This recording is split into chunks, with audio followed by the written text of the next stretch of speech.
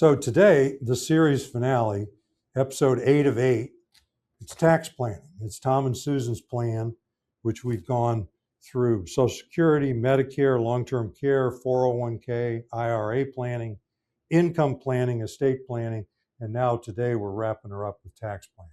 So Tom, why are we doing this video today? Yeah, we're doing this video because taxes, they touch everything in this planning that we're doing with them. It's an important piece to consider. And I think if we were to really get down to it, most people, they hire us around sort of the tax planning we're doing as part of the financial planning. Um, because at the end of the day, the more taxes you pay, the less you get to keep. And the whole thing of retirement is having money to live. I do want to caution you, and Hans will talk about this some, is it doesn't need to be the main focus, right? If you come in and your only focus is on taxes and minimizing taxes, sometimes you miss the big picture. We'll get to some stories here as we go through the video. That's why we put it last. That's why it's the seventh of the 7th worries, is we want to put that appropriately, is we want to do the other planning and then overlay the tax planning on top and not start with the tax planning first. So we'll sort of get into more of that as we go through the video. Let me bring up the show notes here. You can find these below the link on our video. They're also on our website at cardinalguide.com. We have the board like we've had in the previous 8 videos, and then the plan that we did for Tom and Susan. If you read through the plan, you'll notice that taxes are addressed kind of along the way. There's IRMAA, there's Social Security taxes, Roth conversions, QCDs, things like that. So there's stuff all throughout the plan about taxes. I'm going to put it back to Hans here, and we're going to go sort of worry by worry and just talk about where the taxes impact that particular worry. So just want to tell a little funny here in the beginning is that why are taxes last if they're such a priority? I mean, you go through the 7 worries and taxes are at the last. And when new clients come in and we're interviewing them to bring them in as clients, we go over their Social Security, their Medicare, blah, blah, blah, blah, blah. And we talk about them and apply the knowledge that we have and ask questions about their situation. And it's the very end of the discussion, we talk about taxes. And people that come in that are looking for tax shelters and they're angry about taxes and they see me as the tax reduction guy tend to annoy me. Okay. And it leads, tax planning in isolation leads to poor decisions. You get involved in investments that are not appropriate. So what I'm going to do is we're going to talk about all this other stuff first, and then we're going to talk about taxes. And in reality, each one of these has a tax implication. And so when you watch the other 7 episodes about Tom and Susan and the plan, we've talked about taxes all along. And so today we're just going to go back and we're going to start in and talk about the tax implications. We're going to start with Social Security. And a lot of folks are not aware, but there are income taxes on Social Security. And there's a lot of folks that think that those were eliminated by the One Big Beautiful Bill last year, and they weren't. I mean, there was a provision in there for the senior tax provision where you get like $6,000 deduction each, or a married couple $12,000, and that has income limits, and that was intended to rebate your Social Security tax, income tax, but they're still there. And the way they're calculated, they're either going to be nothing. So people that only have Social Security and they don't have other taxable income, they're really not going to pay any taxes. They just have their whole Social Security check and they got to live on that. People that have other income, which we highly recommend, and even if it's a small amount of income, they're not going to pay that much tax. Now, in Tom and Susan's case, they have an income, especially with the Roth conversions, right up to the IRMAA threshold. They're going to pay some taxes on their Social Security. And, we've done other videos on that where we go in and do a mock-up tax return and show you that somebody that a 200,000 income level with about, which they have about $80,000 a year in Social Security, how much income tax they're actually going to pay. Just understand that this is taxable for high income people. Jumping down to Medicare, with Medicare planning, the big thing is where the tax comes in is with IRMAA, the income related monthly adjustment amount, the Medicare tax. And the threshold for that is $218,000 of modified adjusted gross income. and they use your income 2 years ago. So a little confusing. There's appeals and all that kind of stuff. We have other videos that we can teach you. In Tom and Susan's case, we did their Roth conversion planning. Ultimately, they ended up keeping themselves below this threshold, um, really pretty much out into the years, and they really could get all the Roth converting that they wanted to get done and still not pay IRMAA. And then long-term care insurance benefits are tax-free. I mean, in the long-term care section, there's a lot of folks that are self-insured or they're self-funded and they pay their own long-term care. That's the plan out of their wealth. And that's an acceptable plan. But when you actually plan that out, when a lot of them, they look at that and we help them with that, is that if you have a big income need when you're 80 years old or 85, which is paying for long-term care, you're going to, and if you have to draw that money out of your IRA, which a lot of people are going to do, you're going to have to draw it out, pay the taxes, be left with enough. There's a big tax implication that you buy long-term care insurance, you buy it at the right way. If you have a need for long-term care, those benefits are going to come to you tax-free, and that's a big consideration. It's why Tom and Susan purchased it. And now I want to push it to Tom to talk about 401k and IRA. Yeah, I mean, I think when we're doing planning, the IRA and the 401k presents the sort of the biggest opportunity for tax planning in most plans that we're doing, because that's where a lot of people's savings are. And this might be you, right? You saved a lot of money in your 401k through, payroll deductions and your employer match, and you've been disciplined there, and you have this pot of money, which is great. But now we got to owe taxes on this, right? I'm talking specifically about traditional money, the not Roth accounts.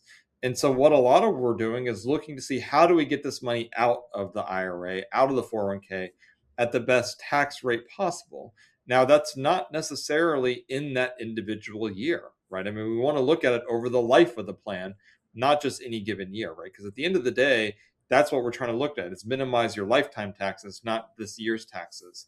Before we get into the example with Tom and Susan, I'll sort of give you sort of a cautionary tale. And this is, I'm thinking of one set of clients, but I could name, 10, 15, 20 clients that meet this exact scenario.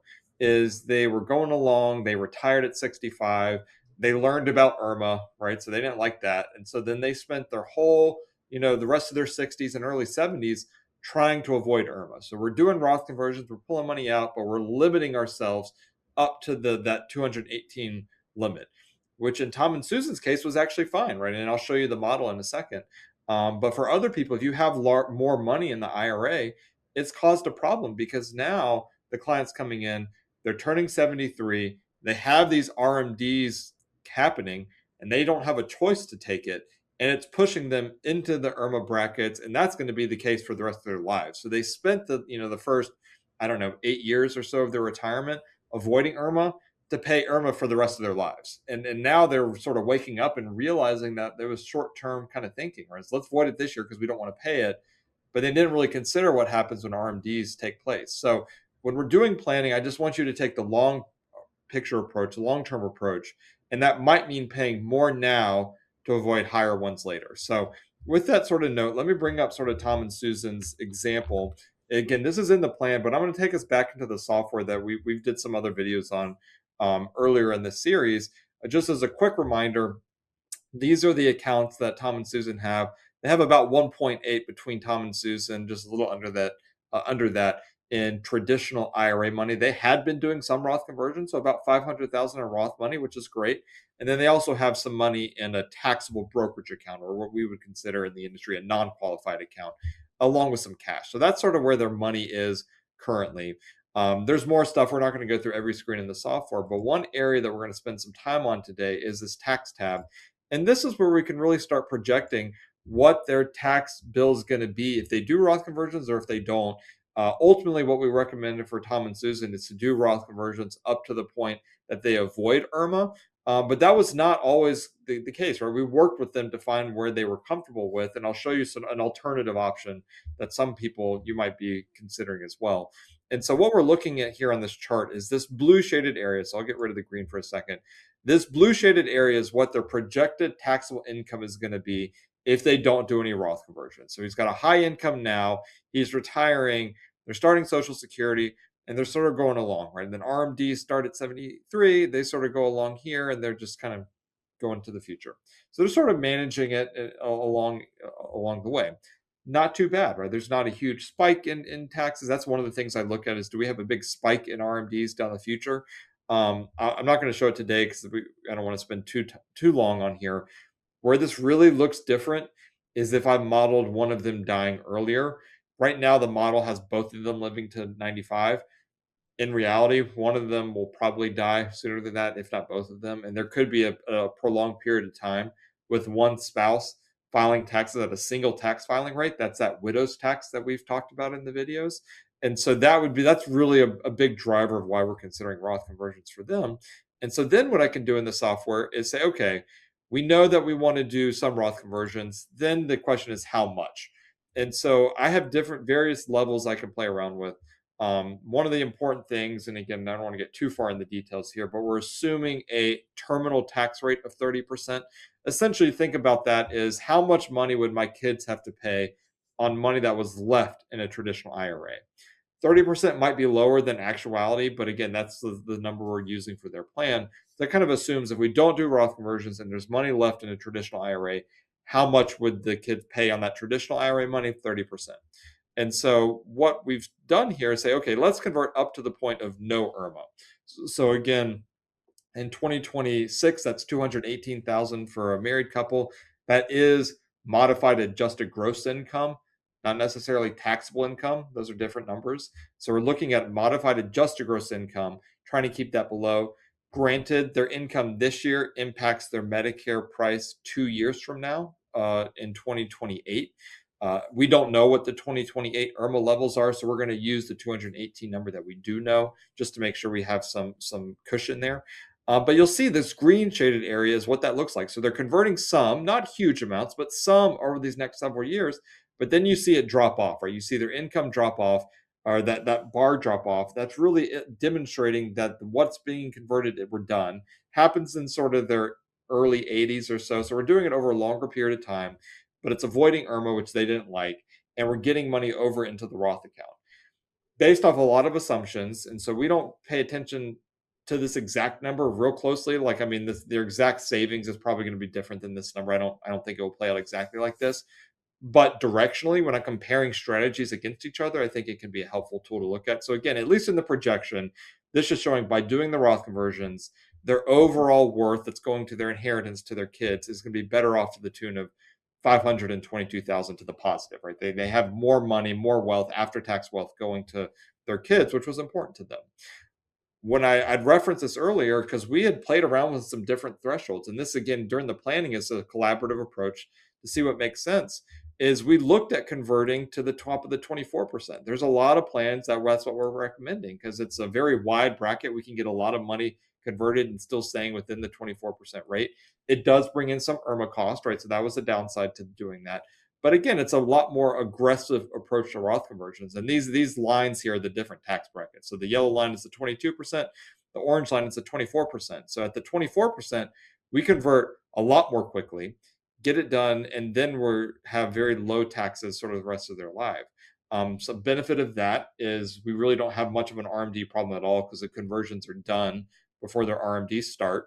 And then we get to live in low tax rates into the future. I like this strategy if we're concerned or if you're concerned about higher tax rates in the future, right? We think about an election cycle coming up in 2028. Who gets elected? Do they change tax rates? I mean, again, we don't know. But if that's a concern, possibly a faster conversion strategy makes sense.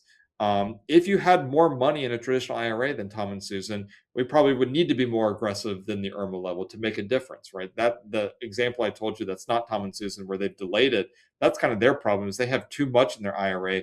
They should have been converting a lot more because now they're facing a RMD problem causing IRMAA issues. So there's a lot of nuance here. It's very customized to your plan. But for Tom and Susan, we showed them both.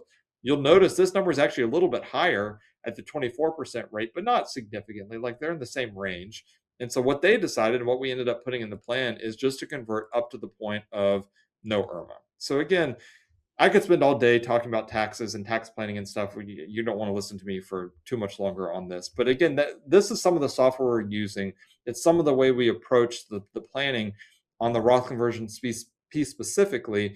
And a lot of the planning, a lot of people who hire us, that's really where their interest is how do we do this? How do we control this and make this the right way? This does lead back in, and I'm going to turn back to the board here, but it does lead back into the fifth worry. And again, I'm going to tell you sort of another cautionary tale here. And so the fifth worry is income. And income is related to Roth conversions and taxes. As you convert money to a Roth, that's taxable income. It starts crowding out room from the tax brackets. And I think that, again, this is why we don't want to start with the tax planning. We want to do this tax planning, secondary to sort of their income planning. Is I've had another client, this is not Tom and Susan, but another client come in and they were sold on Roth conversions. They loved the idea and they were going to convert as much as possible, which is, I'm not opposed to. I think it's a good idea. Except what they were doing is they were limiting what they were spending out of their IRA. They were only living off their Social Security, which they could manage because they had lived, paid off all their debts and had very low expenses. But they weren't taking the trips that they told us they wanted to do. They weren't helping their kids. Again, another goal that they told us that they were interested in. And the main reason they weren't doing any of that is say, we can't create more income because we're doing all this tax planning. And so what we like to do as part of the planning is we like to start with the income and build it from the bottom up. So our first focus is getting you the income that you need to live comfortably, and not just your base income, but also including the stuff you want to do, right? We want to take trips, we want to travel, we want to see the grandkids, whatever it is. Let's make sure we have the income to do that stuff. Once we've solved for that, now we look at sort of the tax planning and say, okay, how much room do we have left in terms of the tax brackets that we're managing? And that's when we do the Roth conversion. So taking it back to Tom and Susan here, is they know they wanted to spend about $10,500 a month was their goal. They had Social Security, which didn't cover all of that. And so we added some income annuities to bridge the gap to get to that 10,500, which is taxable income that was funded out of their traditional IRA, those annuities. So that filled up some of those tax brackets. And then we look to see, okay, now that we have our income covered, we've done all these other things, how much room do we have left to do the Roth conversions up to that IRMAA level? And that's how we built out sort of the tax plan for them. And I think that's a better approach to do it, as opposed to starting with, let's do all the conversions we can. Let's cut back on our spending to do more Roth conversions. I think that's a bad way to approach it. So again, I'm going to turn it back to Hans here, see if he has any other comments or if he wants me to show anything else here. Well, with them, it was actually pretty simple, where they told us how much money they wanted to spend. We made some adjustments in that every month, and we put inflation on that. And we started with that. And then we calculated, okay, to produce that, how much tax is that going to produce? We added on top of that. So then we looked at that and we said, okay, so you can retire. But then in came the Roth conversions, because that number was below where they could stand, which was the IRMAA threshold. So then we put into the software a certain amount of Roth conversion, and that spread them out over about 15 years of Roth conversions.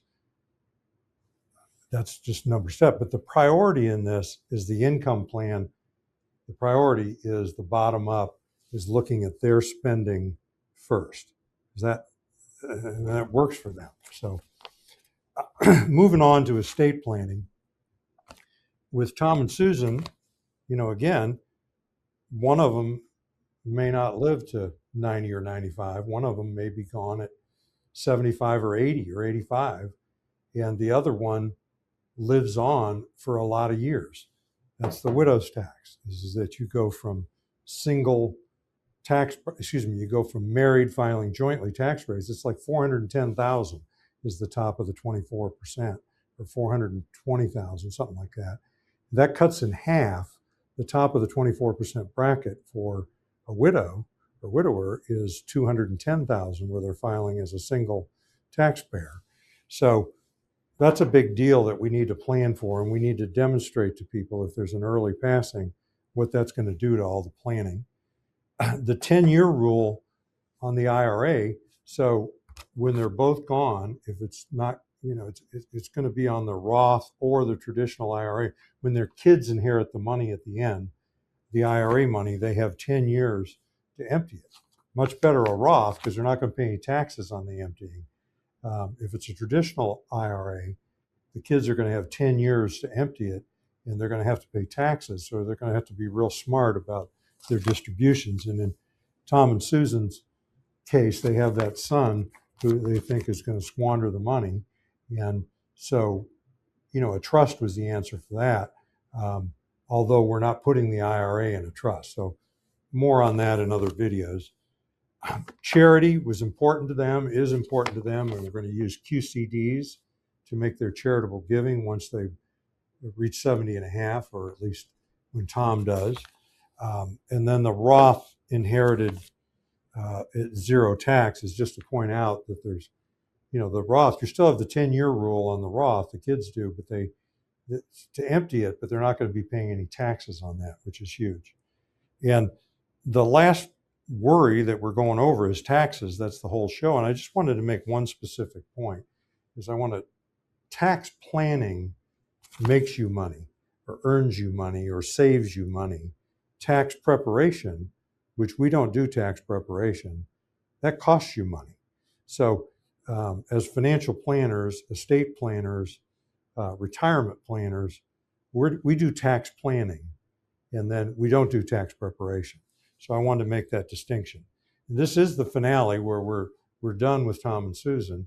And what we've done is gone over each one of these 7 worries and boxes, applied them to them, but that's not where the real benefit is to them, is in each one of these worries, when we're addressing it and we come up with a solution, it knocks, it creates taxes, it has estate planning implications, it has income implications.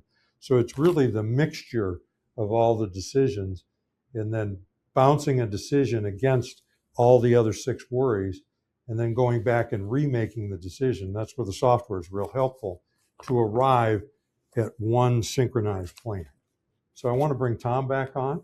I'm Hans Scheil. And I'm Tom Griffith. And we thank you very much for listening. Thank you.